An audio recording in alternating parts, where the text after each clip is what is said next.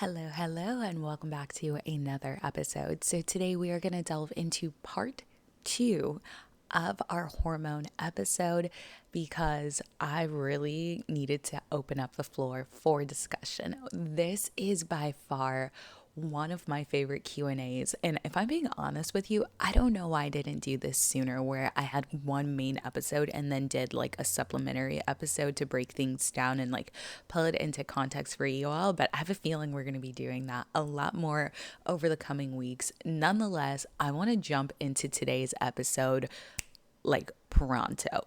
So the first question that I received is, how does weight affect hormone balance? And I love this question for a lot of reasons. One, I never talk about weight because it can be triggering. So if the topic of weight triggers you in any way, first, no, that is not what I'm trying to do.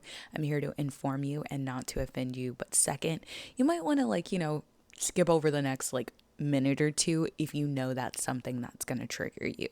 But with that being said, like I said, there's several reasons I love this question, and it's because it says, how does weight affect hormone balance?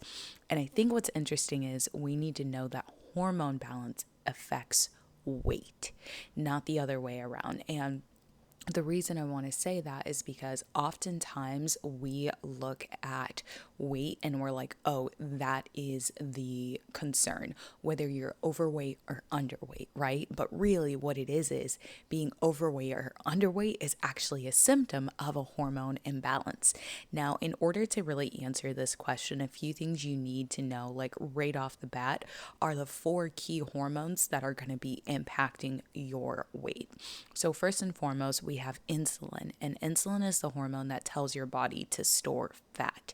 Oftentimes, your insulin can spike, and these spikes in insulin can lead to diabetes or be associated with diabetes. But if you do the right lifestyle habits, like we talked about in the last episode, you can actually keep that in check. And it's just a lot simpler, right? Getting those protein, healthy fats, and fiber at most meals will really aid you. The next hormone we need to talk about is leptin. So, leptin is the hormone that's going to make you feel full. Okay. And it's really important to know that it will make you feel full.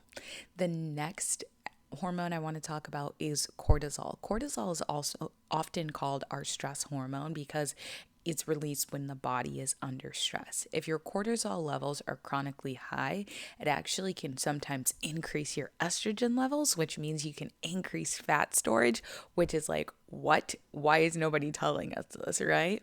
But when you're down regulating your nervous system, it can actually decrease the cortisol and actually decrease estrogen as well. Now, obviously, estrogen, we know her as the female sex hormone, and it can actually, when it's extremely high or extremely low, it can cause you to gain weight. And some ways you want to obviously manage your estrogen levels are going to be like making sure you're getting your protein and the fiber, getting more cruciferous vegetables. Flax seeds is also a really good one that I want to add in there. But another hormone that I want to talk to you about is ghrelin. Now, the reason I want to talk to you about this is because it is our hunger hormone. It's what stimulates your appetite and signals to your brain when it is time to eat. So we've got leptin that tells us stop eating, and we have ghrelin that says it's time to chow down, right? And the reason I wanted to cover those 5 hormones specifically is because when we're talking about hormonal balance and weight, it's important to know what is doing what. Oftentimes there's this crazy feedback loop that if these hormones are imbalanced could cause you to be overweight or underweight if there's too much of this extremity. So I want to put that into context. It's more so our hormones that are impacting our weight and not necessarily the other way around. Now there's a part 2 to her question. Part 2 to the question is, can you be underweight and still have balanced hormones in a normal cycle? Yes and no. So yes, you can be underweight and actually have a normal cycle. However, the symptoms of that cycle might fluctuate. Case in point, as somebody who used to be an athlete, like I was an elite athlete in high school, I was an All-American athlete in high school, and then I went to college and became a collegiate athlete, I was actually always underweight. But my labs always showed that I was good to go when it came to my hormones being quote unquote balanced. And remember, there's a difference between having balanced hormones and having optimal levels of that balance. So, can you be underweight and technically have, hormonal balance? Yes, technically you can if we're just going off of like the baseline, right? But if you want the best, then I would argue no. Okay, so that's where the yes and no comes in. Can you have a normal cycle and be underweight? Yes, actually, you can, but it also depends on how underweight you are. So, case in point, I am still considered underweight. Now, I am 5'4", 105 pounds, and I'm 28 years old. According to like different associations, I should be 110 pounds and I should have like a specific BMI of 19 to 24, which I don't. My BMI is actually 15 and I'm only 105 pounds, right? So they would say that no, I can't have a normal cycle. However, I have a very normal cycle and I'm perfectly okay, right? I have perfectly balanced hormones. But in the event that, let's say, I was 91 pounds instead of 110 pounds, then that means like, oh, this person is a little bit further underweight than what's ideal, and the body would actually start to change the way that it does certain things, such as having a period. So, a lot of women have something, especially athletes, like if you are somebody who's ever experienced any level of like high athleticism, you know how common it is for people to lose their period, right?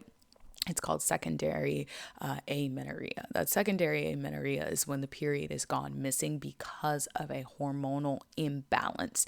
And a lot of athletes can be underweight, right? So, can you be underweight and still have a normal cycle? Yes and no.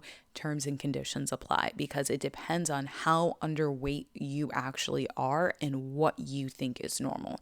So if you're only, let's just say 5 to 10 pounds underweight, your body is probably like, sis, I'm good. Like I can still keep it going and like function and like, help you have a pain-free period. But if you are, let's say 20 pounds underweight of where you need to be, then your body might be like, nah, sis, like I'm not gonna like actually have a period because I think I'm in fight or flight because for whatever reason, I don't have enough food, right? That is something that just gets communicated to the body. So I hope that answers your question. I know it's been a long-winded answer to the question, but it's a really interesting question. Now let's talk about question number 3. This question is about low cortisol, which is something you don't hear a lot unless you're dealing with somebody or you are somebody who has, HPA axis dysregulation, aka burnout. So this is what it says. It said, "Hi, I missed the question box, but I wanted to ask a hormone question. I did hormone testing last year with the naturopath, and we discovered that I have low cortisol. Like on the line, lowest it can get low cortisol that lasted throughout the entire day.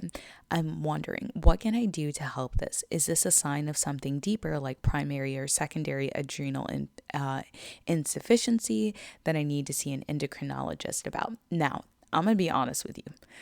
This is a lot, okay? Because to have somebody have low cortisol is very, very common nowadays, especially for people, especially for women, let me just say that, who are in your traditional workplace environment. So after cortisol has actually been extended for a period of time, it can drop off completely. And when it drops off completely, it's just low. She just dropped off. Like it is just that. Now, this is something really, really common and how I would suggest that you restore the cortisol balance, okay? The first thing is, oh, you know what? Before I talk about how to restore it, let me say this. Could it be a sign of primary or secondary adrenal insufficiency? It's more likely that it's just HPA axis dysregulation, which is hypothalamic pituitary adrenal axis dysregulation. Can you see an endocrinologist about it? Absolutely. But of course, you're listening to this podcast, so I'm going to give you like actual tangible things to do before you even go see an endocrinologist, because the endocrinologist is pretty much just going to confirm what the naturopath already stated. And so now, like if you want secondary confirmation, by all means, go get it. But also, you can save yourself a bit of time by doing the following things. First and foremost, cycle your carbs. So, believe it or not, cycling your carbs can actually help reset your cortisol levels. And I'm not one to push like a low carb diet. However, when you are following something that is a bit low carb, studies actually show that this can help increase the cortisol. Okay. And that's essentially what we want. Basically, I want you to think about a seesaw. Higher carb means like very high carb meals will actually drop the cortisol levels, and lower carb meals will allow your cortisol levels to stay higher. So this is why it's important.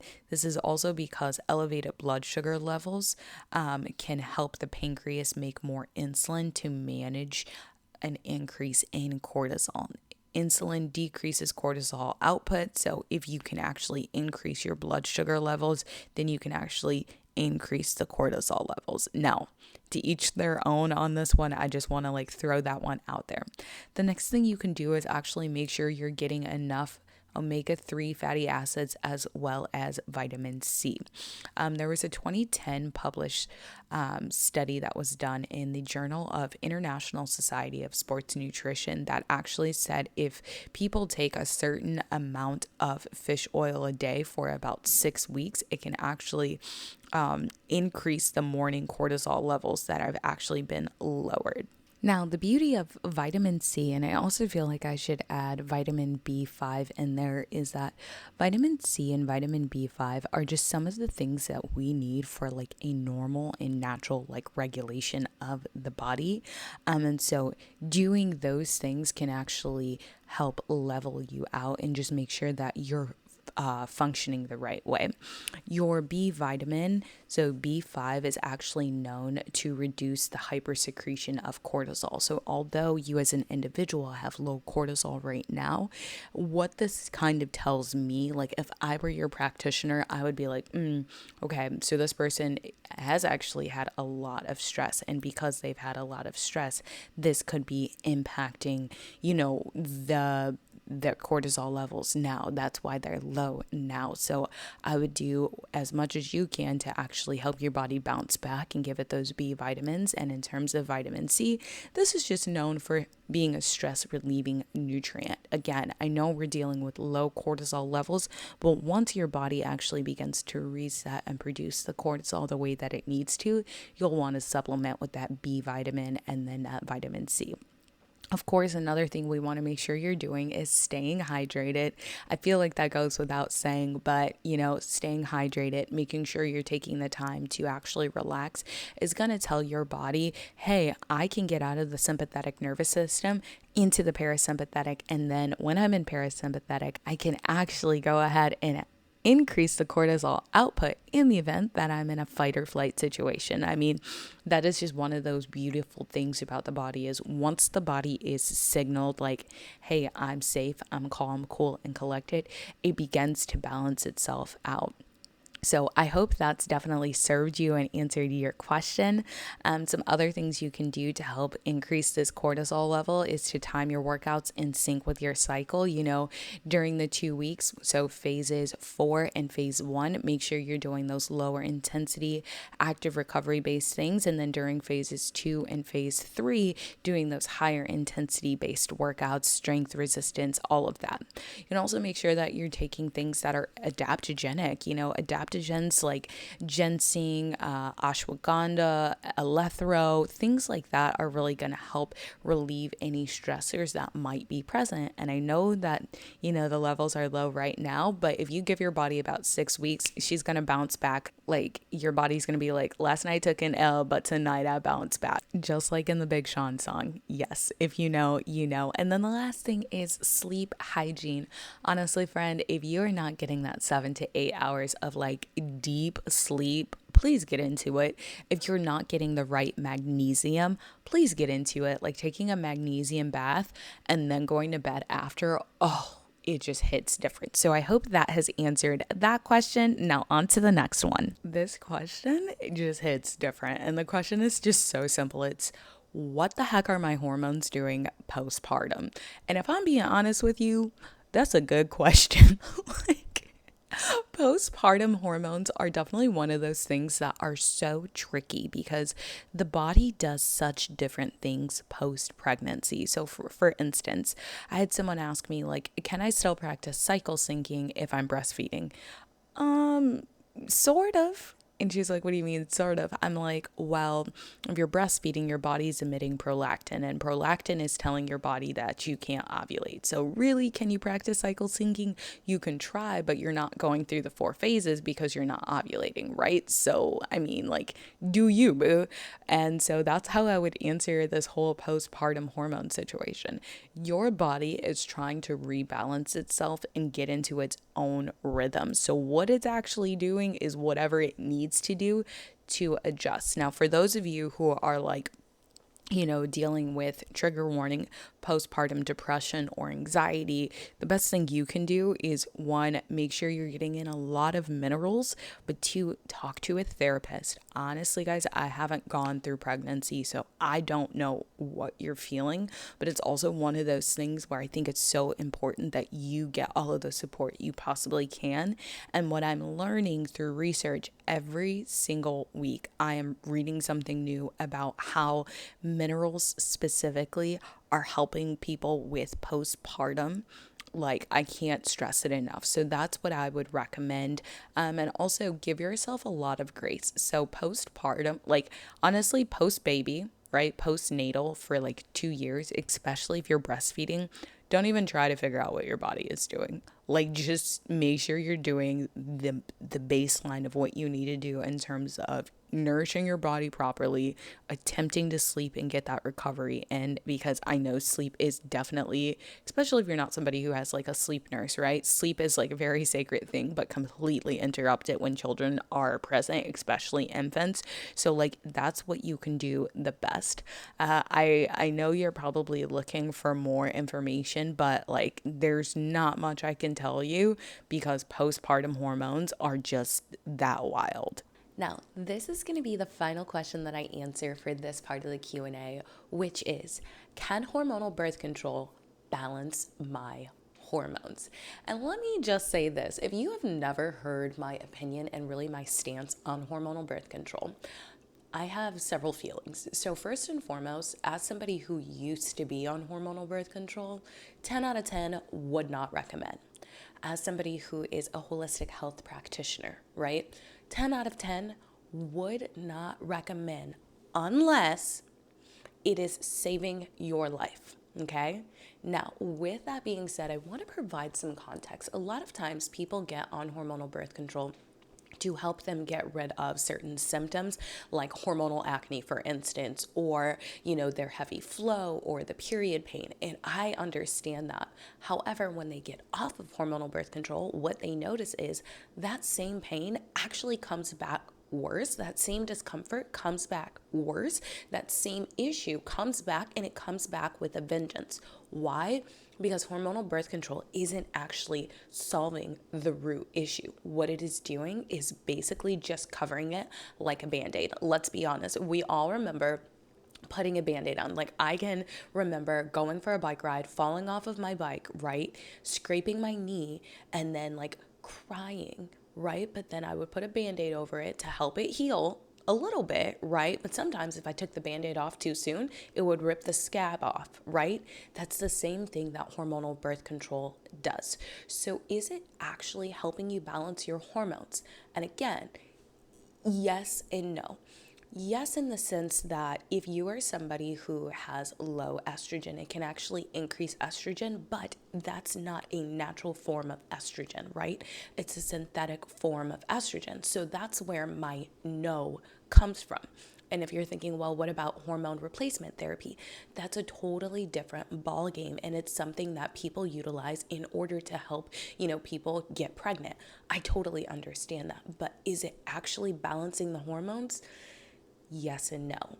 No, in the sense that it's synthetic. Yes, in the sense of it is kind of solving a problem. So it can help boost things that are low, but it can also interrupt a lot of things. Now, you might be thinking, okay, well, what should I be doing?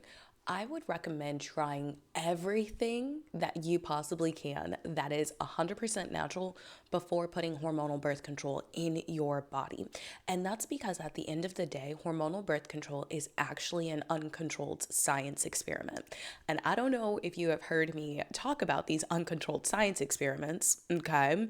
I'll leave that at that. But I have very strong visceral, gut reaction of no, right? But I also understand that there is a time and a place, right? So this is me talking to you as your bestie saying, does it balance the hormones? Yes and no.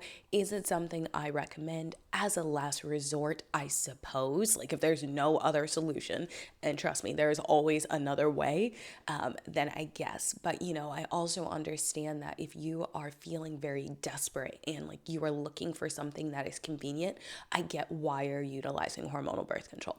By no means am I trying to make you feel bad, but I think it's important to know that hormonal birth control is really disrupting balance, even though people don't talk about it. There's been numerous studies done talking about how hormonal birth control prevents the communication between the brain and the ovaries. And obviously, if you are not ovulating, you are therefore not menstruating. The period that you're having on hormonal birth control isn't a real period, right? It's something called a withdrawal bleed. So with that being said, you have to kind of understand those things. People are like, well, I have an irregular cycle and my hormonal birth control is regulating it. No, what your hormonal birth control is doing is tricking your body into believing something, thus trying to force it to do something that's fake. When you get off of the hormonal birth control, 9 times out of 10, that same problem is going to come back if you don't transition the right way, right? So again, I know that that might seem very ambiguous, and you might really hate the fact that I gave you a yes and no answer for that. But I think it's important to just operate out of integrity and really be transparent with you. I see where the benefits come from, but as your bestie, I'm going to be let's check, make sure we're doing all of the things before doing that. So with that being said, I hope you have enjoyed today's episode. If you did, please let me know on Instagram. Additionally, if you want to know more about your hormones, make sure you are subscribed to the podcast, leaving a rating and review of the podcast, because it makes my life so much easier to know what's actually helping you. Now, in the next episode, we are going to be delving more into some body language, but this time we are going to be talking about the vaginal microbiome. Yep, you heard me right. I want to delve into the vaginal microbiome, the gut microbiome, and really just helping you understand certain communication systems in your body, yada, yada, yada, yada. So with that being said, head to the show notes if you are interested in taking the period masterclass or the birth control masterclass. And as always, I am sending you big love and optimal healing vibes, and I'll check in with you soon.